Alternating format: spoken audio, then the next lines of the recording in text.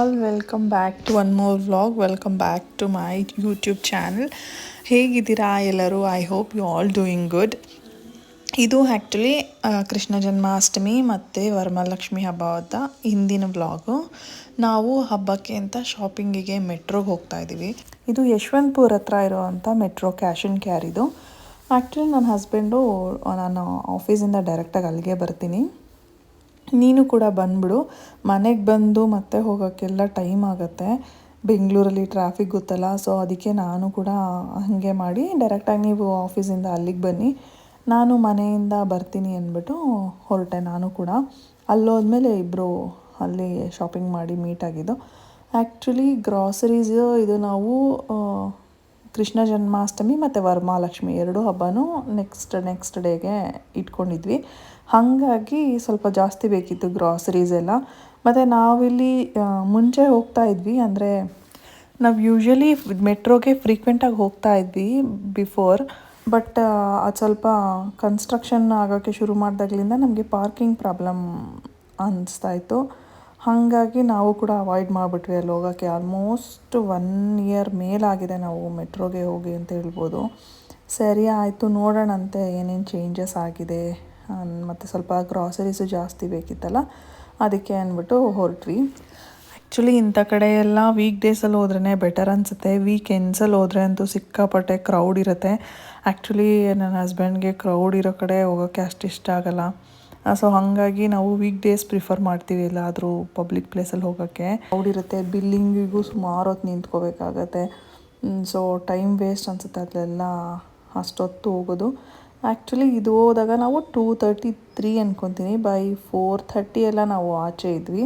So ಬೇಗನೆ ಆಗೋಯಿತು. ಸುಮಾರು ಐಟಮ್ ಬೇಕಿದ್ದರಿಂದ ಸ್ಟೇಷನರಿನೂ ಬೇಕಿತ್ತು ನನ್ನ ಕ್ಲಾಸ್ಗೆ. ಸೊ ಹಾಗಾಗಿ ಸ್ಟೇಷನರಿ ತೊಗೊಂಡ್ವಿ. ಮತ್ತು ಮಕ್ಕಳಿಗೆ ಸ್ವಲ್ಪ ಬುಕ್ಸು ಮತ್ತು ಕ್ರಯಾನ್ಸ್ ಎಲ್ಲ ಬೇಕಿತ್ತು, ಅದನ್ನು ತೊಗೊಂಡು ಆಮೇಲೆ ಗ್ರಾಸರೀಸ್ ಎಲ್ಲ ತೊಗೊಂಡು ಅಲ್ಲೇ ತಿನ್ನೋಕ್ಕೆ ಒಂದು ಸೆಕ್ಷನ್ ಮಾಡಿರ್ತಾರೆ. ಇಲ್ಲಿ ಹೊಸದಾಗಿ ಏನು ಮಾಡಿದ್ದಾರೆ ಅಂತಂದರೆ ನನಗೆ ಆ್ಯಕ್ಚುಲಿ ತುಂಬ ಇಷ್ಟ ಆಯಿತು. ಇಲ್ಲಿ ಸ್ವಲ್ಪ ಕೂತ್ಕೊಂಡು ತಿನ್ನೋ ಥರ ಮಾಡಿದ್ದಾರೆ ಪ್ರಾವಿಷನು. ಮುಂಚೆ ಬಿಲ್ ಮಾಡಿಸ್ಕೊಂಡು ಆಚೆ ಹೋಗೇ ತಿನ್ನಬೇಕಿತ್ತು. ನನಗಿದು ಸ್ವಲ್ಪ ಕನ್ವೀನಿಯೆಂಟ್ ಅನಿಸ್ತು ಅವ್ರು ಮಾಡಿರೋದು. ನಾವು ಶ್ರಾವಣ ಆಗಿರೋದ್ರಿಂದ ಎಲ್ಲ ವೆಜ್ಜೇ ತೊಗೊಂಡ್ವಿ. ಆಲೂ ಬನ್ ಮತ್ತು ಕೇಕ್ ತೊಗೊಂಡ್ವಿ, ಮತ್ತು ಕಾಫಿ ತೊಗೊಂಡ್ವಿ. ಚೆನ್ನಾಗಿತ್ತು, ಎಲ್ಲನೂ ಇಷ್ಟ ಆಯಿತು. ಆ್ಯಕ್ಚುಲಿ ಇಲ್ಲಿ ಬನಾನಾ ಕೇಕ್ಸ್ ಚೆನ್ನಾಗಿರುತ್ತೆ ಮತ್ತು ಮಫಿನ್ಸ್ ಚೆನ್ನಾಗಿರುತ್ತೆ, ಮಕ್ಕಳಿಗೆ ಇಷ್ಟ ಆಗುತ್ತೆ ಅಲ್ವಾ ಅಂದ್ಬಿಟ್ಟು ಅದನ್ನು ತೊಗೊಂಡೆ. ಆಮೇಲೆ ನನಗೆ ನೆನಪಾಗುತ್ತೆ ಇದನ್ನೆಲ್ಲ ನೋಡಿದಾಗ, ನಾನು ಚಿಕ್ಕವಳಿದ್ದಾಗ ನಮ್ಮ ತಂದೆ ಕೈಲಿ ತರಿಸ್ಕೊಳ್ತಾ ಇದ್ದೆ. ಎಗ್ ಪಫ್ ಸಖತ್ ಇಷ್ಟ ಆಗ್ತಾಯಿತ್ತು ನನಗೆ. ಅದೊಂದು ಮಿಸ್ ಮಾಡ್ಕೊಳ್ತೀನಿ.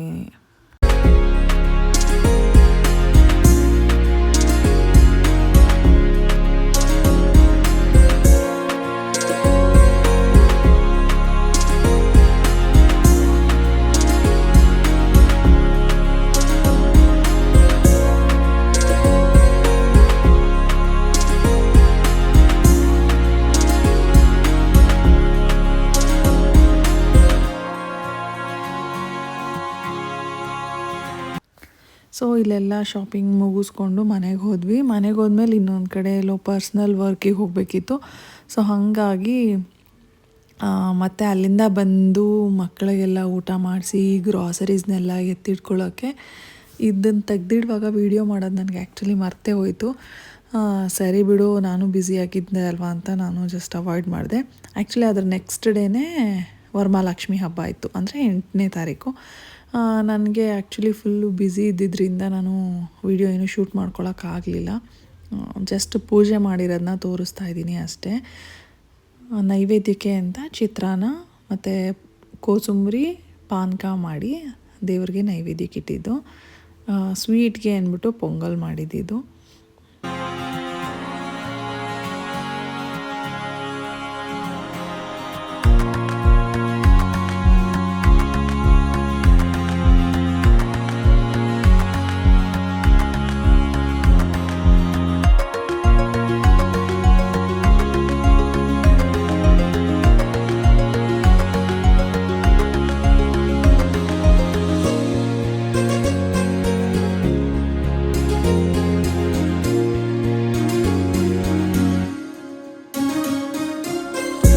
ಹೆಣ್ಮಕ್ಳಿಗೆ ಅಲಂಕಾರ ಮಾಡೋದು ನಂಗೆ ತುಂಬ ಇಷ್ಟ.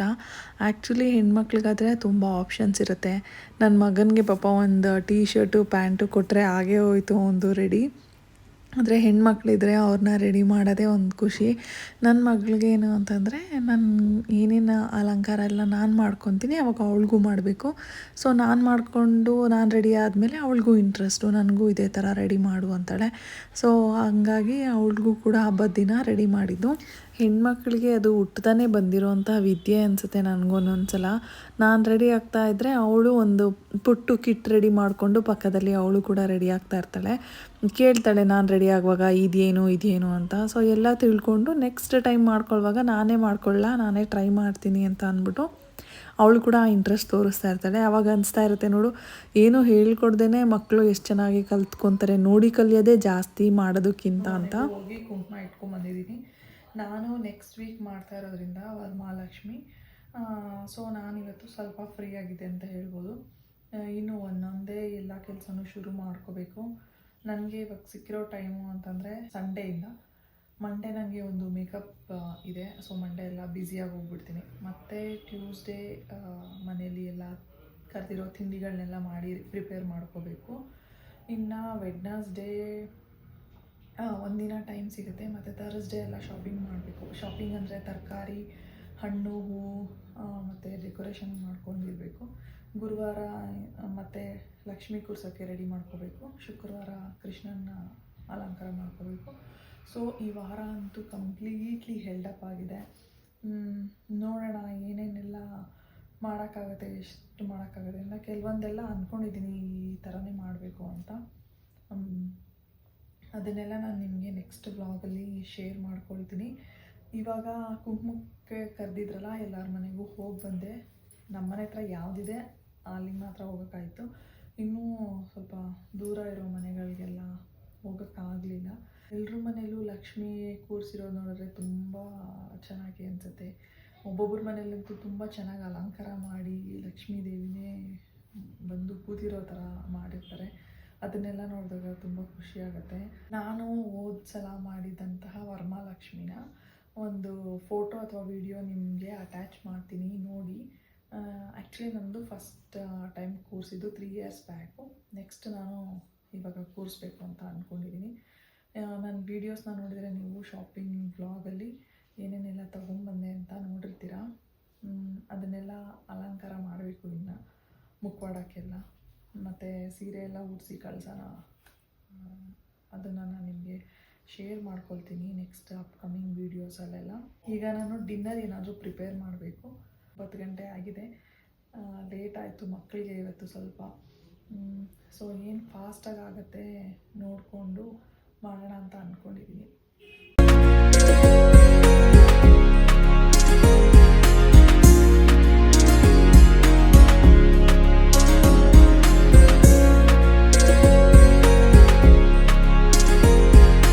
ನಾನು ಅಲ್ಲಿ ಆ್ಯಕ್ಚುಲಿ ವಿಡಿಯೋ ರೆಕಾರ್ಡ್ ಮಾಡುವಾಗ ಸರಿಯಾಗಿ ಪೊಸಿಷನ್ ಇಟ್ಟಿಲ್ಲ ಅನಿಸತ್ತೆ. ಸೊ ಹಾಗಾಗಿ ನಂದು ಹೆಡ್ ಕಟ್ಟಾಗಿ ಹೋಗ್ಬಿಟ್ಟಿದೆ. ಹಾಗಾಗಿ ನಾನು ಮತ್ತೆ ಇದಕ್ಕೆ ವಾಯ್ಸ್ ಓವರ್ ಕೊಡ್ತಾಯಿದ್ದೀನಿ. ಆ್ಯಕ್ಚುಲಿ ನಾನಿಲ್ಲಿ ಏನು ಹೇಳ್ತಾ ಇದ್ದೀನಿ ಅಂತಂದರೆ, ಮಕ್ಕಳು ರೆಡಿ ಆಗೋವರೆಗೂ ಒಂಥರ ಆದರೆ ಫಂಕ್ಷನ್ ಮುಗಿಸ್ಕೊಂಡು ಮನೆಗೆ ಬಂದಿದ್ದ ತಕ್ಷಣ ಅದು ಇನ್ನೊಂಥರ ಕಂಫರ್ಟ್ ವೇರಲ್ಲಿ ಇದು ಈಗ ಈ ಥರ ಎಲ್ಲನೂ ಎಕ್ಸ್ಟ್ರಾ ಹಾಕಿದ್ದೀವಿ ಅಂತಂದರೆ ಆ್ಯಕ್ಚುಲಿ ನನಗಾದ್ರೂ ಅದೇ ಥರ ಅನಿಸ್ತಾ ಇರುತ್ತೆ, ಯಾವಾಗೆಲ್ಲ ತೆಗೆದುಬಿಡ್ತೀವಪ್ಪ ಇದೆಲ್ಲ ಅಂತ. ಆ್ಯಕ್ಚುಲಿ ಎಕ್ಸ್ಟ್ರಾ ಅಂತಂದರೆ ಬ್ಯಾಂಗಲ್ಸ್ ಹಾಕ್ಕೊಂಡಿರ್ತೀವಿ, ಇಯರಿಂಗ್ಸ್ ಸ್ವಲ್ಪ ಹೆವಿದು ಹಾಕ್ಕೊಂಡಿರ್ತೀವಿ, ಮತ್ತು ನೆಕ್ ಚೈನ್ಸ್ ಎಲ್ಲ ಸ್ವಲ್ಪ ಎಕ್ಸ್ಟ್ರಾ ಆ್ಯಡ್ ಆನ್ ಆಗಿರುತ್ತೆ. ಜರಿ ಸೀರೆ ಎಲ್ಲ ಉಟ್ಕೊಂಡಿರ್ತೀವಲ್ವ, ಅದು ಸ್ವಲ್ಪ ಡಿಸ್ಕಂಫರ್ಟ್ ಅನಿಸುತ್ತೆ.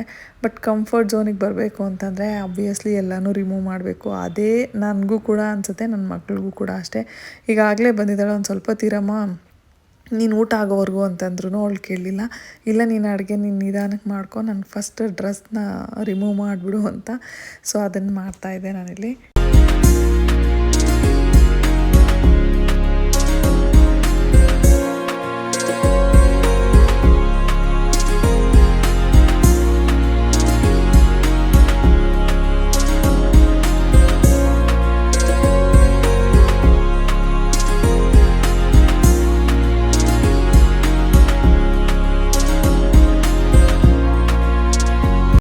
ಮೈರಂಗ್ ಹೆಂಗೆ ಅಂತ ಅಂತಂದರೆ ಏನಾದರೂ ಹೋಮ್ವರ್ಕ್ ಕೊಟ್ಟಿದ್ರೆ ಮಾಡಿಬಿಡ್ಬೇಕು, ಸ್ಕೂಲಲ್ಲಿ ಏನಾದರೂ ಪ್ರಾಜೆಕ್ಟ್ ಕೊಟ್ಟಿದ್ರೆ ಮುಗಿಸ್ಬಿಡ್ಬೇಕು, ಆ ಥರ ಅವಳಿಗೆ ಆ್ಯಕ್ಚುಲಿ ಫ್ರೈಡೇ ಹಬ್ಬದ ದಿನ, ಸ್ಯಾಟರ್ಡೆ ಸಂಡೇ ಮತ್ತು ಮಂಡೇ ಇರೋದು 3 ಡೇಸ್ ಹಾಲಿಡೇ ಇತ್ತು. ಬಟ್ ಅವಳು ಹೋಮ್ವರ್ಕ್ನ ಥರ್ಸ್ಡೇ ಮಾಡಲಿಲ್ಲ. ಫ್ರೈಡೇ ಇವಾಗ ನಾನು ಮಾಡ್ತೀನಿ ಅಂತ ಇದ್ಲು. ನಾನು ಹೇಳ್ತಾ ಇದ್ದೆ, ಇಲ್ಲಮ್ಮ ಸ್ಯಾಟರ್ಡೇ ಸಂಡೇ ಎಲ್ಲನೂ ಹಾಲಿಡೇ ಇರುತ್ತಲ್ಲ, ನೀನು ಅವಾಗ ಮಾಡು, ನಾನು ನಿಂಗೆ ಹೆಲ್ಪ್ ಮಾಡ್ತೀನಿ. ಇವಾಗ ನಾನು ಕುಕ್ ಮಾಡಬೇಕು, ನೀನು ಮತ್ತೆ ನನ್ನ ಕರೀತೀಯಾ ಇದೇನು ಅದೇನು ಅಂತ ಹೇಳ್ಕೊಡೋಕ್ಕೆ ನನಗೆ ಆಗಲ್ಲ, ಬ್ಯುಸಿ ಇರ್ತೀನಿ ಅಂದರೆ, ಇಲ್ಲ ನೀನೇನು ನನಗೆ ಹೆಲ್ಪ್ ಮಾಡಬೇಡ, ನನ್ನ ಪಾಡಿಗೆ ನಾನು ಹೋಮ್ವರ್ಕ್ ಮಾಡ್ಕೊಳ್ತೀನಿ, ನೀನು ಕುಕ್ಕಿಂಗ್ ಮಾಡ್ಕೊ ಅಂತ ಅಂದ್ಬಿಟ್ಟು ಚಪಾತಿ ಹಿಟ್ಟು ಕಲಸಿಟ್ಕೊಂಡಿದ್ದೀನಿ ರೆಡಿಯಾಗಿ. ಸೊ ಕ್ವಿಕ್ಕಾಗಿ ಏನಾದರೂ ಆಗೋವಂಥದ್ದು ಮಾಡೋಣ ಅಂತ ಪನ್ನೀರ್ ಇದೆ ನನ್ನ ಹತ್ರ, ಪನ್ನೀರ್ ಹಾಕ್ಬಿಟ್ಟು ಕರಿ ಮಾಡೋಕ್ಕೆ ನಾನು ಅಂತಿದ್ದೀನಿ. ನಾನೇನಾದರೂ ಕುಕ್ ಮಾಡ್ತಾಯಿದ್ರೆ ಸಿದ್ಧಾಂತಿಗೆ ಆ್ಯಕ್ಚುಲಿ ಕುಕ್ಕಿಂಗಲ್ಲಿ ಇಂಟ್ರೆಸ್ಟು. ಅಂದರೆ ಚಪಾತಿ ಮಾಡಿದರೆ ಅದನ್ನು ಚಪಾತಿ ತಿರುಗ್ಸೋಕ್ಕೆ, ಮತ್ತು ದೋಸೆ ಹಾಕಿದ್ರೆ ಅದನ್ನೆಲ್ಲ ಮಾಡೋಕ್ಕೆ, ಮತ್ತು ಈ ಥರ ಏನಾದರೂ ವೆಜಿಟೇಬಲ್ಸು ಎಲ್ಲನೂ ಕಟ್ ಮಾಡೋಕ್ಕೆ ಅವ್ನಿಗೆ ಇಷ್ಟ ಆಗುತ್ತೆ. ಸೊ ಅವನು ಬಂದ, ಅಮ್ಮ ನಾನು ನಿನಗೇನಾದರೂ ಹೆಲ್ಪ್ ಮಾಡಲಾ ಅಂತ. ಸರಿ, ಪನ್ನೀರ್ ಹೆಂಗಿದ್ರು ಕಟ್ ಮಾಡಬೇಕಿತ್ತಲ್ಲ, ಅದನ್ನು ಕ್ಯೂಬ್ಸಾಗೆ ಕಟ್ ಮಾಡಿಕೊಡು ನನಗೆ ಅಂದ್ಬಿಟ್ಟು ಅವ್ನಿಗೆ ಹೇಳಿದ್ದೆ. ಸೊ ಅವನು ಅದನ್ನು ಮಾಡಿಕೊಡ್ತಾ ಇದ್ದಾನೆ ಇಲ್ಲಿ. ನಾನಿಲ್ಲಿ ಆ್ಯಕ್ಚುಲಿ ಗ್ರೇವಿ ಮಾಡೋಕ್ಕೆ ಈರುಳ್ಳಿನ ಸ್ವಲ್ಪ ಗ್ರೇಟ್ ಮಾಡ್ಕೊಳ್ಳೋಣ, ಅದು ಒಂಥರ ಟೇಸ್ಟ್ ಚೆನ್ನಾಗಿರುತ್ತೆ ಅಂತ. ಆ್ಯಕ್ಚುಲಿ ಇದೆಲ್ಲ ಟೈಮ್ ಇದ್ದಾಗ ಮಾಡಿಕೊಂಡ್ರೆ ನಿಧಾನಕ್ಕಾಗತ್ತೆ. ಬಟ್ ನನ್ನ ಹಸ್ಬೆಂಡ್ ಇದ್ಬಿಟ್ಟು, ನೀನು ಅದರಲ್ಲಿ ಮಾಡೋ ಅಷ್ಟರಲ್ಲಿ ಡಿಲೇ ಆಗುತ್ತಮ್ಮ, ನಾನು ನಿನಗೆ ಇದನ್ನು ಮಿಕ್ಸಿಯಲ್ಲಿ ಹಾಕ್ಕೊಡ್ತೀನಿ, ಸ್ಲೈಸ್ ಆಗುತ್ತಲ್ಲ, ಈಸಿ ಆಗುತ್ತೆ ನಿನಗೂ ಮಾಡೋಕ್ಕೆ ಅಂದ್ಬಿಟ್ಟು ಅವರು ಮಾಡಿಕೊಡ್ತೀನಿ ಅಂದರು. ಸೊ ಹಾಗಾಗಿ ಅವ್ರ ಕೈಲಿ ಸ್ಲೈಸ್ ಮಾಡಿಸ್ತಾ ಇದ್ದೀನಿ. ಇದು ಆ್ಯಕ್ಚುಲಿ ನಾವು ತೊಗೊಂಡು ಆಲ್ಮೋಸ್ಟ್ 1 ಇಯರ್ ಆಗ್ತಾ ಬಂತು.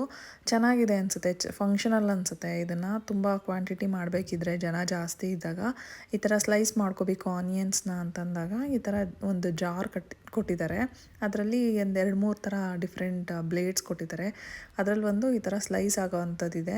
ಇದರಲ್ಲಿ ಆನಿಯನ್ನು, ಕ್ಯಾರೆಟು, ಆ ಥರ ಏನು ಕುಕುಂಬರು ಏನು ಬೇಕಾದರೂ ಹಾಕಿ ಸ್ಲೈಸ್ ಮಾಡ್ಕೋಬೋದು. ಸೊ ನಾನೀಗ ಸದ್ಯಕ್ಕೆ ಇದರಲ್ಲೇ ಮಾಡಿಸ್ಕೊಂಡೆ.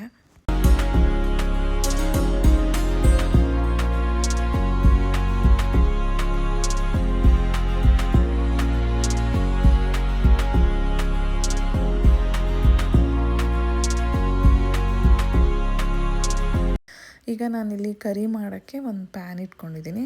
ಅದರಲ್ಲಿ ಸ್ವಲ್ಪ ಎಣ್ಣೆ ಹಾಕ್ಕೊಂಡು ಇದಕ್ಕೆ ನಾನು ಸಾಸಿವೆ ಏನೂ ಹಾಕ್ತಾಯಿಲ್ಲ, ಜೀರಿಗೆ ಹಾಕ್ತಾಯಿದ್ದೀನಿ.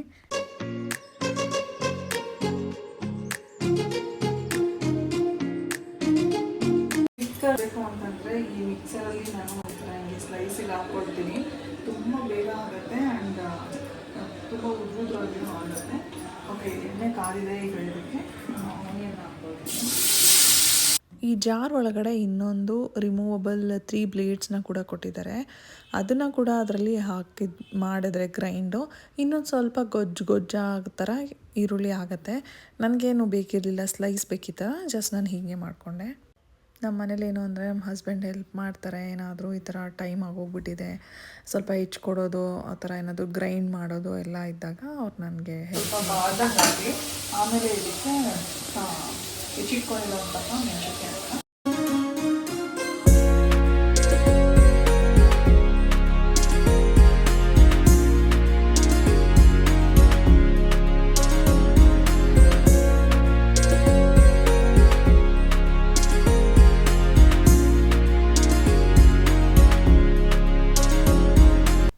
ಪನ್ನೀರ್ ಆ್ಯಕ್ಚುಲಿ ಇಷ್ಟ ಆಗುತ್ತೆ ಎಲ್ಲರಿಗೂ ಮನೆಯಲ್ಲಿ, ಮಕ್ಕಳಿಗೆ ಸಖತ್ ಫೇವ್ರೇಟು.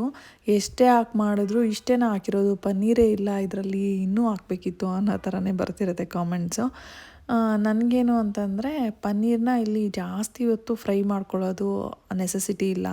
ನಾನು 1-2 ನಿಮಿಷ ಫ್ರೈ ಮಾಡ್ತೀನಿ ಅಷ್ಟೇ. ಬಿಕಾಸ್ ಅದು ಜಾಸ್ತಿ ಫ್ರೈ ಮಾಡ್ತಾ ಏನಾಗುತ್ತೆ ಅಂದರೆ ರಬ್ಬರ್ ಥರ ಆಗಿಬಿಡುತ್ತೆ. ಆ ಗಟ್ಟಿಗೆ ತಿನ್ನೋಕ್ಕೆ ಅಷ್ಟು ಮಜಾ ಅನಿಸಲ್ಲ. ಅದಕ್ಕೆ ನಾನು 1-2 ನಿಮಿಷ ಫ್ರೈ ಮಾಡಿಕೊಂಡ್ರೆ ಸಾಫ್ಟಾಗಿ ಹಾಗೆ ಟೆಂಡರ್ ಆಗಿರುತ್ತೆ.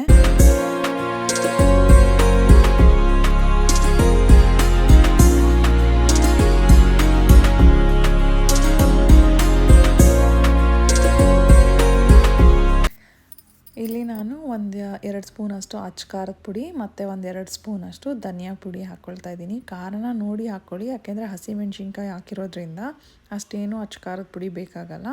ಇದಕ್ಕೆ ಸ್ವಲ್ಪ ನಾನು ಫ್ರೆಶ್ ಕ್ರೀಮ್ನ ಆ್ಯಡ್ ಮಾಡ್ತಾಯಿದ್ದೀನಿ. ಇದನ್ನು ನಾವು ಕೆನೆ ಕೂಡ ಹಾಕ್ಕೋಬೋದು. ನನ್ನ ಹತ್ರ ಫ್ರೆಶ್ ಕ್ರೀಮ್ ಇತ್ತು ಅಂತ ನಾನು ಫ್ರೆಶ್ ಕ್ರೀಮ್ನ ಆ್ಯಡ್ ಮಾಡ್ತಾಯಿದ್ದೀನಿ. ಇದೊಂದು ರಿಚ್ ಟೇಸ್ಟ್ ಕೊಡುತ್ತೆ ಇದನ್ನು ಆ್ಯಡ್ ಮಾಡೋದ್ರಿಂದ. ಇದು ಆ್ಯಕ್ಚುಲಿ ಸಖತ್ ಈಸಿ ರೆಸಿಪಿ, ಯಾರು ಬೇಕಾದರೂ ಮಾಡ್ಕೋಬೋದು. ಈ ಬ್ಯಾಚುಲರ್ಸು, ಸಿಂಗಲ್ಸ್ ಇರೋರು ಒಂದು ಟೈಮ್ಗೆ ಬೇಕು ಅಂತಂದರೆ ಚಪಾತಿಗೆ ತುಂಬ ಚೆನ್ನಾಗಿರುತ್ತೆ ಕಾಂಬಿನೇಷನ್ನು ಚಪಾತಿಗೆ ಇದು. ಮತ್ತು ಇದು ತುಂಬ ಪ್ರಿಪ್ರೇಷನ್ನು ಇಲ್ಲ ಗ್ರೈಂಡ್ ಮಾಡಬೇಕು ಆ ಥರ ಏನೂ ಇಲ್ಲ, ಪಟ್ಟಂತ ಮಾಡ್ಕೊಂಬಿಡ್ಬೋದು, ಕ್ವಿಕ್ಕಾಗಿ ಆಗುತ್ತೆ ಇದು. ನನಗೊಂದು 20 ಮಿನಿಟ್ಸಲ್ಲಿ ರೆಡಿ ಆಗೋಯಿತು ಈ ಗ್ರೇವಿ. ಇದಕ್ಕೆ ನಾನು ಸ್ವಲ್ಪ ಕಸೂರಿ ಮೇಥಿನ ಆ್ಯಡ್ ಮಾಡ್ತಾಯಿದ್ದೀನಿ. ಇದು ಕೂಡ ಒಂಥರ ಚೆನ್ನಾಗಿರುತ್ತೆ ಟೇಸ್ಟು. ಪನ್ನೀರ್ ಪರ್ಸ್ನಲಿ ನನಗೂ ತುಂಬ ಫೇವ್ರೇಟು, ಮತ್ತು ಇದರಲ್ಲಿ ಪ್ರೋಟೀನ್ ಅಂಶ ಇರೋದ್ರಿಂದ ಮಕ್ಕಳಿಗೆ ಮತ್ತು ಡಯಟ್ ಮಾಡೋರಿಗೆ ತುಂಬ ಹೆಲ್ಪ್ಫುಲ್ಲು. ನಾನು ಆದಷ್ಟು ಮಕ್ಕಳಿಗೆ ಪ್ರೋಟೀನ ಎವ್ರಿ ಮೀಲ್ ಸಿಗೋ ಥರ ಟ್ರೈ ಮಾಡ್ತೀನಿ. ಸೊ ನೋಡಿದ್ರಿ ಅಲ್ವಾ ಎಷ್ಟು ಈಸಿ ಆ್ಯಂಡ್ ಕ್ವಿಕ್ಕಾಗಿ ಮಾಡ್ಕೋಬೋದು. ಇದು ನಾನು ಪ್ರಿಪೇರ್ ಮಾಡೋ ಸ್ಟೈಲು. ನಿಮ್ಮ ಮನೇಲೆಲ್ಲ ಏನಾದರೂ ಕರಿ ಮಾಡಬೇಕು ಅಂದರೆ ಚಪಾತಿಗೆ, ಇಲ್ಲ ನಿಮಗೆ ಟೈಮ್ ಇಲ್ಲದೆ ಇರುವಾಗ ಏನಾದರೂ ಕ್ವಿಕ್ಕಾಗಿ ರೆಸಿಪೀಸ್ನ ಮಾಡಬೇಕು ಅಂದರೆ ನೀವೆಲ್ಲ ಯಾವ ಥರ ರೆಸಿಪೀಸ್ನ ಮಾಡ್ತೀರಾ ಅಂತ ನನಗೆ ಕಮೆಂಟ್ ಮಾಡಿ ತಿಳಿಸಿ. ಆ್ಯಂಡ್ ಆಲ್ಸೋ ಈ ವಿಡಿಯೋ ನೋಡಿದ್ದಕ್ಕೆ thank you. Please considering subscribing, like ಮತ್ತು ಶೇರ್ ಮಾಡಿ. See you in another vlog.